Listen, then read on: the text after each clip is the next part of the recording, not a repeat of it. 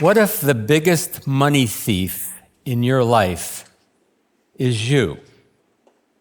Today we're going to talk about money, but first, when you saw the program, read the program for my talk, did you do a double take and think, is Bill Gates doing another TED Talk? I know, I missed it by one letter and a few bucks. And while I may not have billions of dollars like Mr. Gates, I do have a briefcase full of $1 million in it. Who would like a briefcase with $1 million right now, right? Wait, before you commit. Instead, I could give you a penny today. I could double that to 2 pennies tomorrow, double it to 4 the next, and double it to 8, and let the pennies double for 15 days. Would you still want the $1 million briefcase or the doubling pennies? Actually, if you took the briefcase, that'd be the wise choice, because the doubling pennies would only be worth $163.84. Now, if we let the pennies continue to do their daily doubling, would you take the briefcase or the pennies? If you took the briefcase, you'd be robbing yourself of over $4.3 million. That is the power of compounding. It's also a lesson in financial patience. This talk today is about money stories, our money stories, mine and yours. And here's the challenge. Most of our money stories are broken because they're built on limiting beliefs, mistaken assumptions, and lack of knowledge of how money really works. And those broken stories turn into money anxiety and fear and worry and often unhelpful behavior. These limiting beliefs and mistaken assumptions are like a hidden heist that rob your future self of financial dignity and stability and wealth. Now, here's the good news. Since money intersects every aspect of your life, when you change your money story, you change your life. In my research for my books and speeches, I've seen how these limiting beliefs and this hidden heist plays out for people, and here are a few of them. 82% of Americans report worrying about money on a regular basis. It's been estimated that financial worry causes a 20% loss of employee productivity in the workplace every week. 63% of Americans live paycheck to paycheck, even those making over $100,000 a year, leaving them with no cushion for saving or emergencies. And over half of Americans say they couldn't handle a $1,000 car repair without selling something or borrowing the money. And it's not just a lack of money, it goes deeper than that. I've been in financial services for 34 years, and I have met many extremely wealthy people who live with constant money anxiety.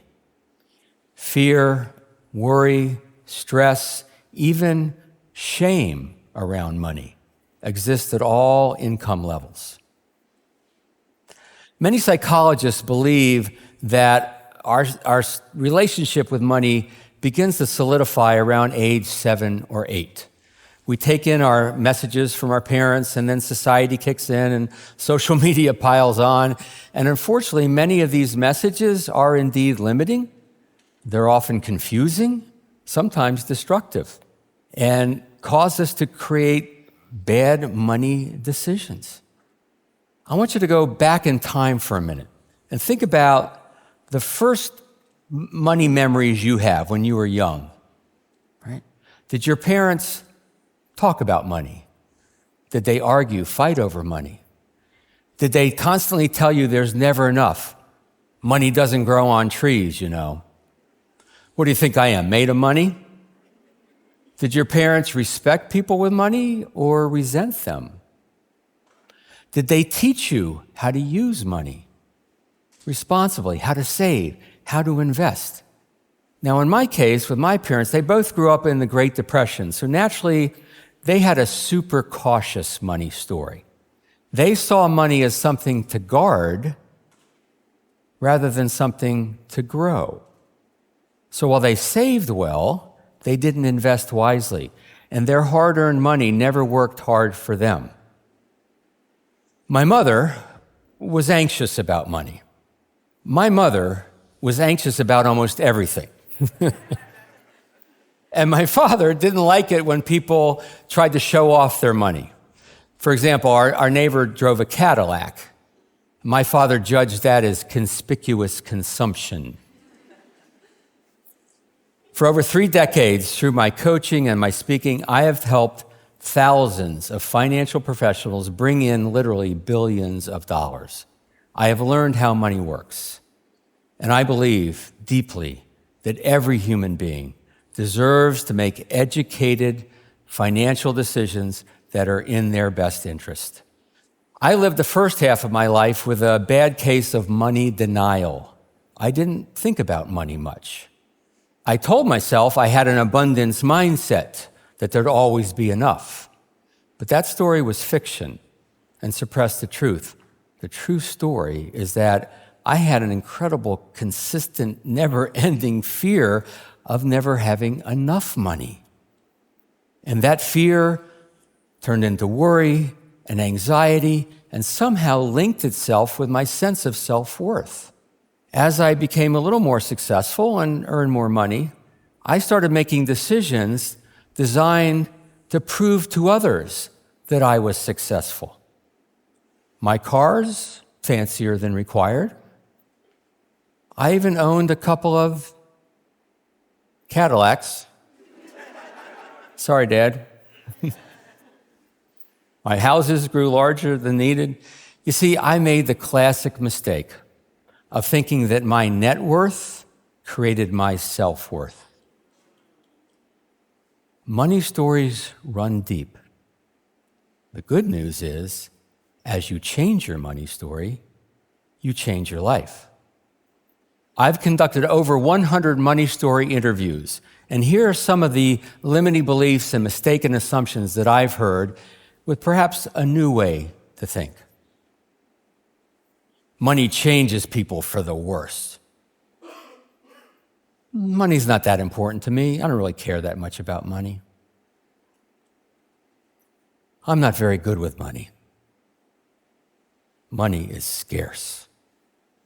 Or your self-talk could go something like this.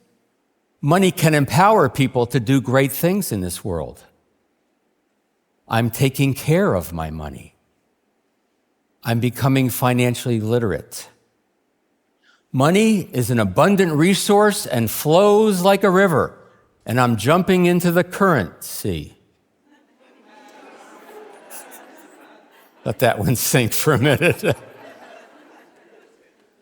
When you learn how money works and you shed light on your limiting beliefs, you put yourself in a position to write a new story, a new, more abundant money story. A more abundant money story for yourself and those around you. Now, when it comes to financial education, as we've already seen, the most important, most powerful principle of them all is the dynamic of compound interest. Albert Einstein is often quoted as saying, compound interest is the 8th wonder of the world. Whoever understands it earns it. Whoever doesn't pays it. Money well saved and invested, we know, can compound into a fortune. Debt, on the other hand, can compound into a heavy weight. Just ask anyone struggling with student loan or credit card debt. Now, here's a lesson we all should have been taught when we turned 18. Imagine you graduate from high school and your parents give you a brand new, crisp $100 bill. Wow, cool. But instead of running out and spending it, you decide to invest it. And you put it in a simple, low-cost S&P 500 fund. And then you manage to contribute a mere $50 every month, ongoing. When you turn 65, you will have $1,247,932.62. Let that sink in for a minute. Attention to compounding is something you can do today and keep it going. Make your saving and investing automatic and consistent. Then, when you kind of set it and forget it, one day you'll turn around realizing you've amassed over $1 million and perhaps a whole lot more. For myself, I've turned my inner conversation from one of scarcity to one of abundance and self-worth. I am a man on a mission, and it is my goal to help as many people as I possibly can expand their limiting thinking, correct their mistaken assumptions, and live a life of financial dignity and stability and financial freedom and even lasting wealth for many generations to come. My call to action for you: learn how money really works so you can make it work really well for you. And then become a little more aware of your money story, how it may or may not be serving you. Be careful. Don't believe everything you believe, especially when it comes to money. When you change your money story, you change your life. Now, I better get this money back to the bank before they realize it's missing. Thank you very much. Thank you. Thank you. Thank you.